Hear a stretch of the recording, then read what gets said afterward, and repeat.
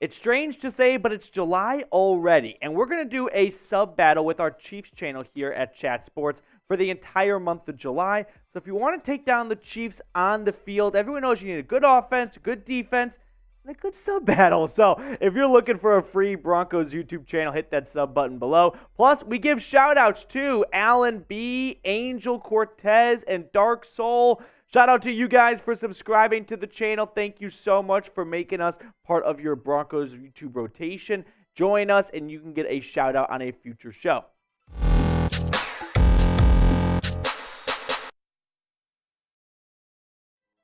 What's going on, Broncos country? Welcome into the Broncos Breakdown. And coming up on today's show, we are going to unpack CBS Sports' top 25 under 25 years old article. That, of course, has Patrick Surtain. We'll see where they had him ranked. And then we're going to look at ESPN's roster rankings for all 32 NFL teams and see where they had the Broncos ranked. But let's start with Pat Surtain, the former top 10 pick out of Alabama. He was listed in CBS Sports' top 25 under 25 years old article, and he is not even that close to 25. He only turned 23 years old this April, which is pretty crazy to think about, right?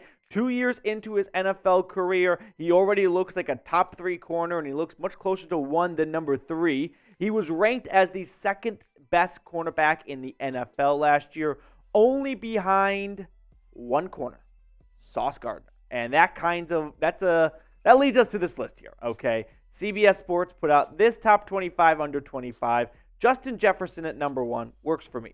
Jalen Hurts at 2, I'm not buying it. I think Jalen Hurts is a bit overrated. He's not number 2. He's top 25. He's not number 2. I would take Nick Bosa over Hurts. I would take Parsons over Hurts. I would take Chase over Hurts. I would take Herbert over Hurts. I would take Gardner over Hurts. And I would take Patrick Surtain, who clocks in at number 8, right behind Sauce Gardner. And can't you sort of feel a rivalry coming for the next decade between Sauce Gardner and Pat Surtain, Brady versus Manning? Who's the best at their position in the AFC? This is what Cody Benjamin wrote.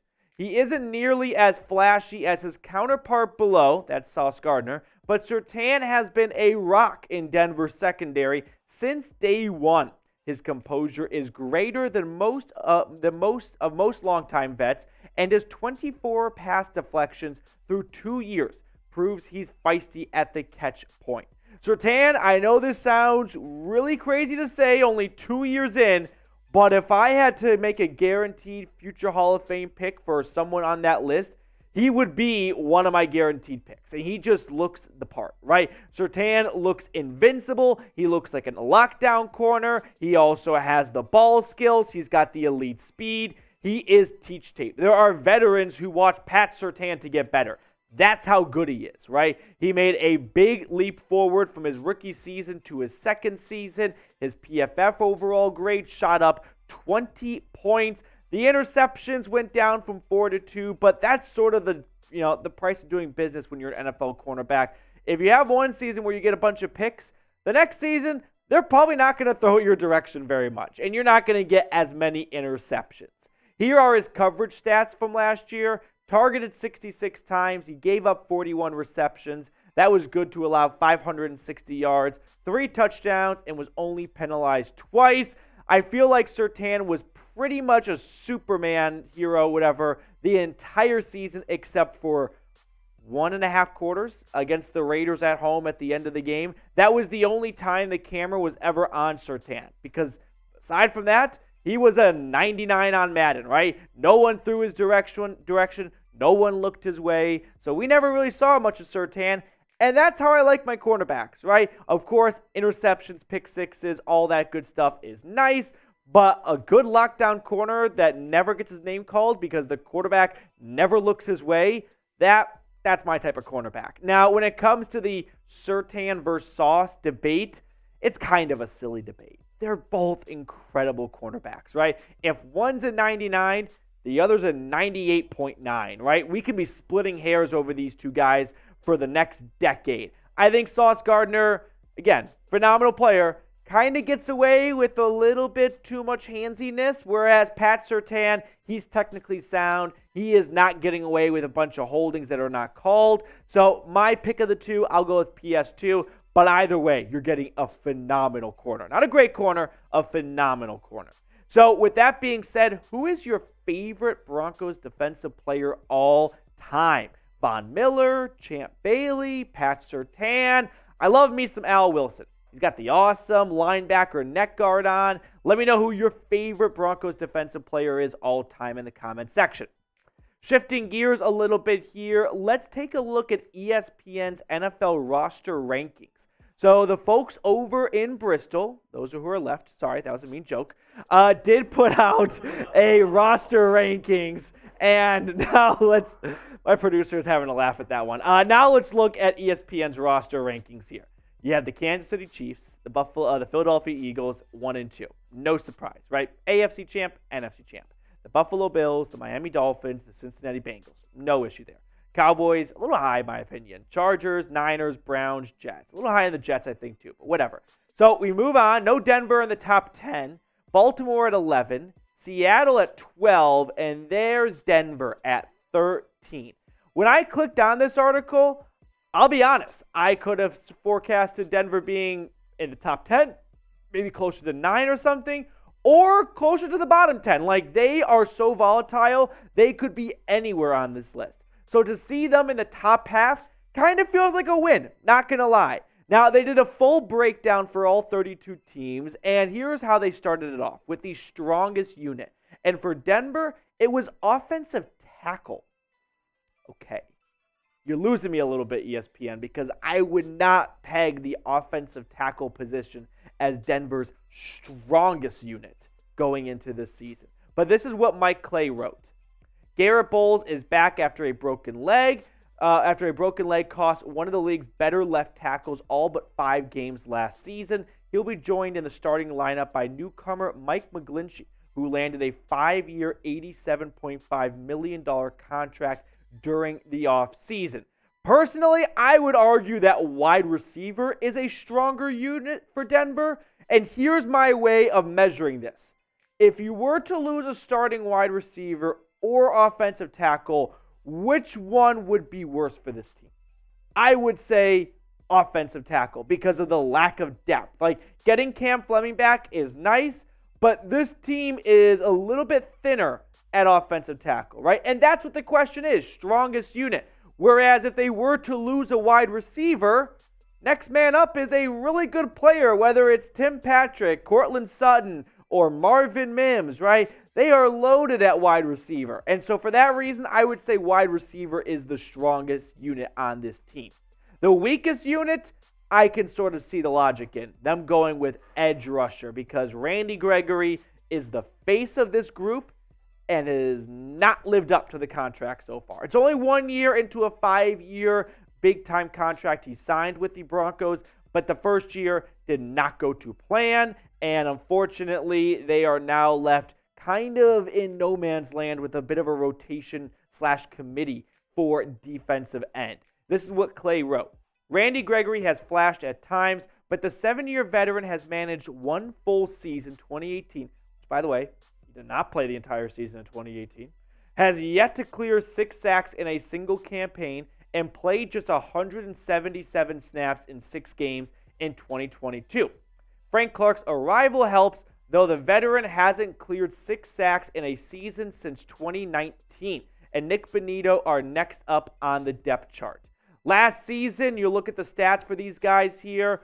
Frank Clark comes over with 5 sacks. That ties Baron Browning for the most. You have Randy Gregory, who contributed with 2 in only 6 games. Got off to a great start, right? Him and Bradley Chubb were a 2-man wrecking crew against the Texans, the Niners, the Seahawks. Unfortunately, the injury/the trade derailed that promising tandem. And then there's Nick Bonito, who we'll talk about more later on. But there is a lot of pressure on Randy Gregory to deliver this year because this is the first time since 2010 the Broncos will not have Von Miller or Bradley Chubb on this roster. And now it's Randy Gregory, who is this team's #1 pass rusher. He is paid like that 5-year, $70 million contract. So the expectations are very high. And if they do not cash in, I don't see Randy Gregory here long term. So big season coming up for number 5. Now, I want everyone watching to sound off in the comment section. Will Randy Gregory live up to the payday? Yes or no? I remember when they made the signing, initially I was, optimistic, I would say, about it. I wasn't over the moon necessarily, but I thought we would finally see Gregory turn a corner off the field wise and on the field wise, actually contributing and playing a full season. Unfortunately, last year was quite the opposite, only 6 games. And even when he did return, he was more of a head case than an asset. The X factor now for 2023, Russell Wilson. Sidebar here, I always view X factors as not the most valuable player, but like the most important player, right? I think like Tim Patrick could be an X factor, for example. But Russell Wilson was their take here, and I do think Wilson will take a big leap forward than he with Sean Payton than he did in 2022 under Nathaniel Hackett. But then again, is that really saying a whole lot? Like, the bar isn't very high for Russell Wilson after last year. To be better than last year shouldn't be wildly difficult. But that is what we've got going as for an X factor from ESPN. And finally, a non-starter to know, Nick Bonitto. So, the former second-round pick by George Payton coming out of Oklahoma. That was Denver's first draft selection, if you recall, in 2022. Here's what Seth Walder from ESPN had to say about Nick Bonitto.